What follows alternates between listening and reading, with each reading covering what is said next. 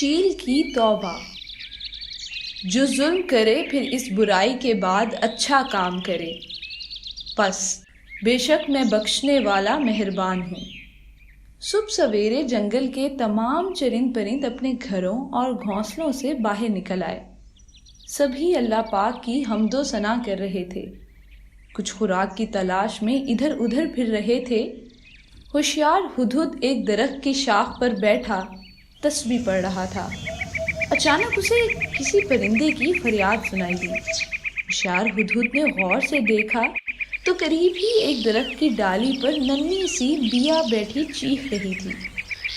پیارے بچوں، یہ تو آپ کو معلوم ہوگا کہ بیا ایک ننھا منھا پرندہ ہوتا ہے۔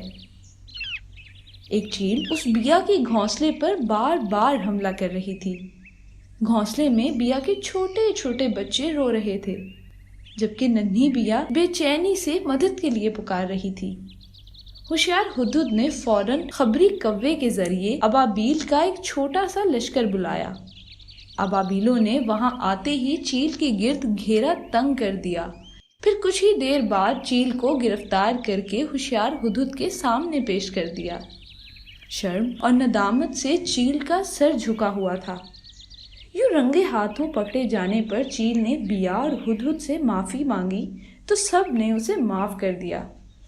پھر ہوشیار ہدہد گلا صاف کرتے ہوئے بولا، دیکھو چیل بہن، اللہ پاک نے قرآن مجید میں ارشاد فرمایا ہے، جو ظلم کرے پھر اس برائی کے بعد اچھا کام کرے، پس بے شک میں بخشنے والا مہربان ہوں۔ آیت کا ترجمہ سن کر ہوشیار ہدہد بولا، دوستو، کسی پر ظلم کرنا اللہ تعالیٰ کو بالکل بھی پسند نہیں۔